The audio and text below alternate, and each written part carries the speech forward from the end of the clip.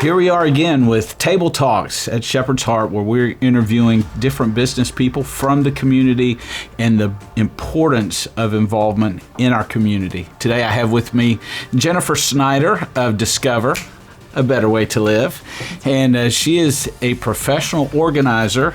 And would you just tell us a little bit about yourself and your business and what you do? Sure, I would love to. So, most importantly, I'm a third generation Wacoan. I went to the same elementary school that my parents went to. Wow. Grew up 3 blocks from where my parents grew up, and so my roots run deep here. And so I am a mother of 3. I have 3 sons and 1 daughter-in-law and a grandson. Sprout. Sprout. He has a real name, but I call him Sprout. And so I own Need as a Pen. I started Need as a Pen in 2010. And have grown it. I have employees, and that is how I serve the world. And God gave me a gift, and that's how I use it. And that gift is pretty amazing, from what I've seen in the presentations you've done at our B&I group, and bringing order to people's lives. And that's one of the things that I think is really important and helps with overall health.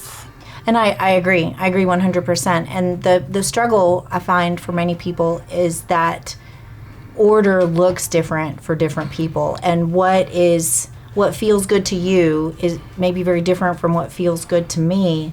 And then when we live with people in our homes, and we all need something different, and so it looks different for everybody, and it's about identifying where you are the most comfortable, the happiest, the most peaceful, and identify that with everybody else, and then create a space where everyone can live peacefully. You mentioned that a couple of weeks ago in your presentation, and that really caught my attention, because that's paying attention to details that matter, not just going and organizing shelves and saying best of luck, but really stepping into someone's life and bringing them help. And to see them where they are. And while some of us may just want a better pantry, others of us need a better life. And the things that we've allowed to accumulate just sucks the air out of our lives, because there's so much and we don't know where to start. And we're hurting, and our home is a reflection of that. And to have someone come into your home and, sugar, I see you, and you are beautiful despite what this looks like, and we're going to make this better. And that all by itself is transformational when you've had family members or spouse, your children, friends, whomever, give you a hard time and say, why, how can you live like this? This is gross, this is disgusting. And then to have someone come in and say, you're beautiful and your space can be one step at a time, let's do it. And you've done an amazing job to turn that into a profitable business. I have, and I'm very, very blessed. And quite the entrepreneurs, even starting to spread out some. Trying to. All right. Trying to. That's great. You were mentioning a story just before we started that's of a personal nature. Would you mind sharing that with us? Sure, I would love to. Many years ago, it feels like a lifetime ago, I was a single mom. I had 2 small children, very small.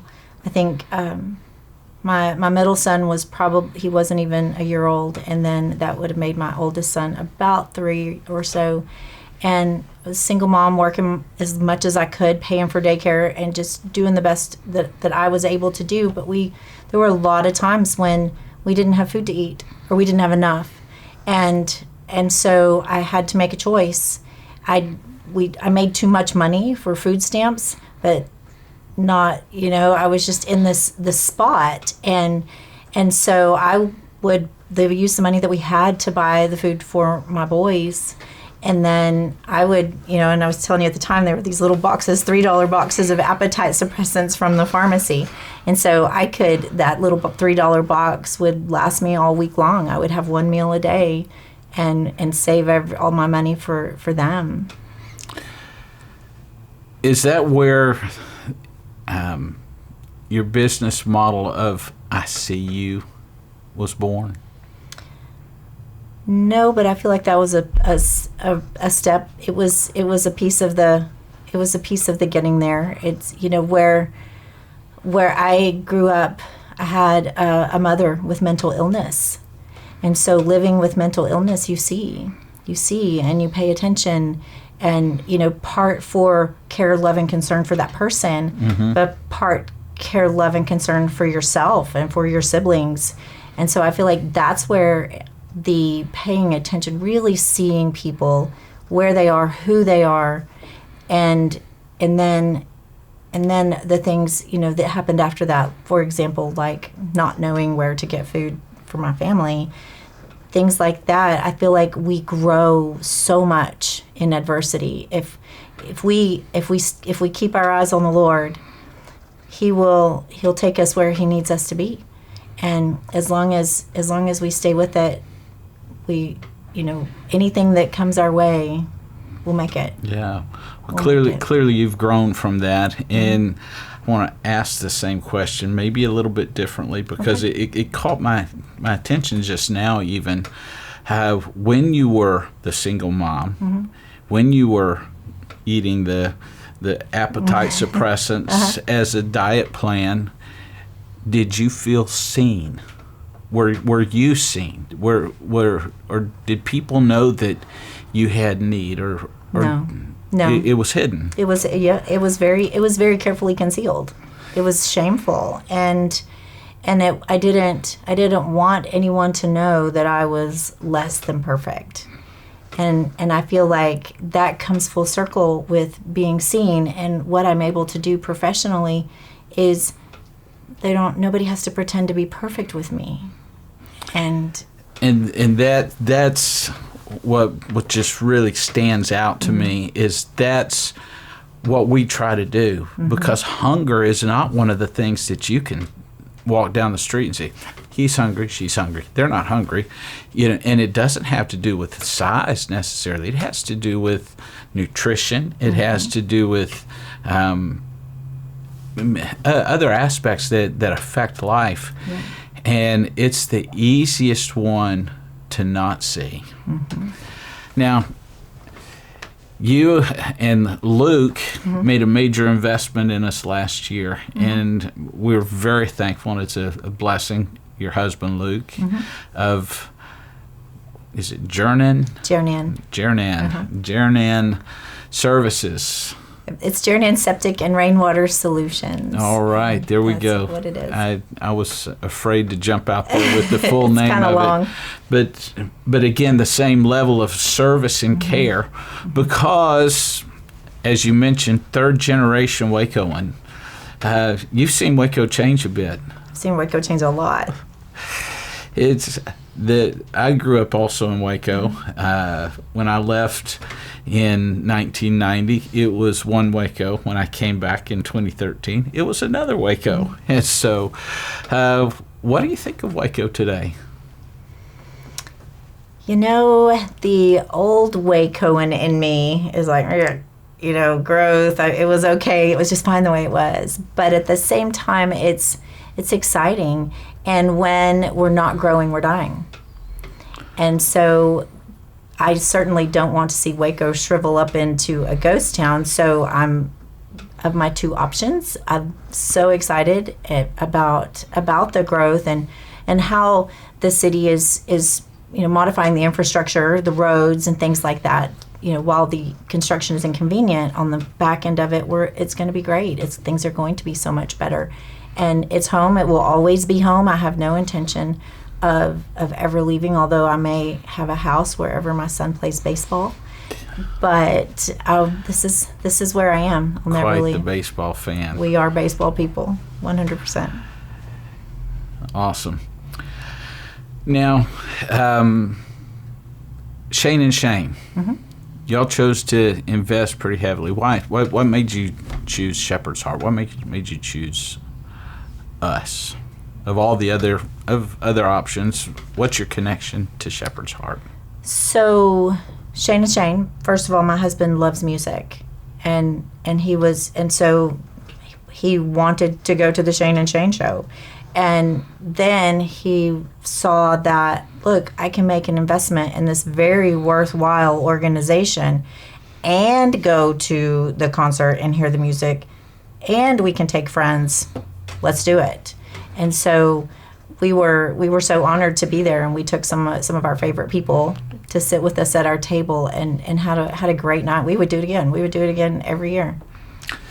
Well, that's good to know. That was our first attempt at an event, and so we were looking over several details, and Luke Snyder comes across. Okay, here's someone that just out of his heart decided to, not necessarily out of the business, but out of pocket, and that matters, doesn't it? It does. It does. It does. And it feels good to do good. Yes. And so, and it's, there's always a good cause, but I feel like Shepherd's Heart is a worthwhile investment. It's a worthwhile investment to those single moms so that they can eat and feed their kids. It's a worthwhile investment for anybody, because nobody should be hungry. Now, as a faith-based food bank, our desire is to give a hand up, not a hand out, a hand up. And for us, for me, it's important that we represent well in the business community, that we are an investment, and that there's a good return on investment from businesses like yours. And I know this is kind of a redundant question, but do you feel like that the investment of time, resources into Shepherd's Heart is an investment into Waco? 100%. 100%, without a doubt. Without a doubt. And I've been trying. I've got a really big team.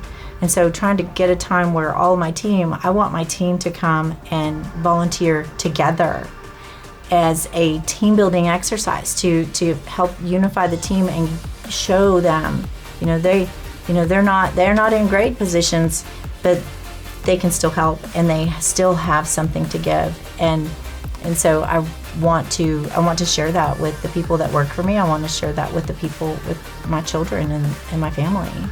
That's awesome. That's also something that we like to do, is to create those opportunities. We take food from bulk and break it down to single serving size, and to say that it's mindless work would maybe belittle it some, but it's a great opportunity for fellowship, for conversation, to get to know things about people that you work with but may not know. That's right. And so that just brought something up that made me think about it.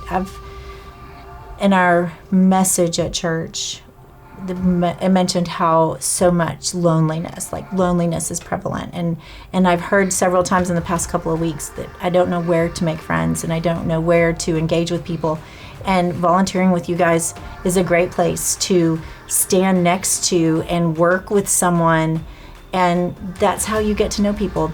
You may not cross paths with them ever again, or may have never in the first place. I think it's a great place for just camaraderie and community, and I think everybody should do it at least once. At least once. I agree with you. Let it be, somehow get it on the Waco bucket list. Like, everybody that goes to Waco has to volunteer at Shepherd's Heart. Hey, let's create that. Let's do it. Let's do it. You got to start somewhere. Absolutely. Well, Jennifer, I appreciate your time. I'm happy to be here. And thank you for what you're doing for Waco.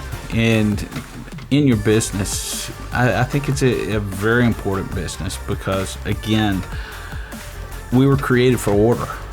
And recognizing that our order can be different helps us see better.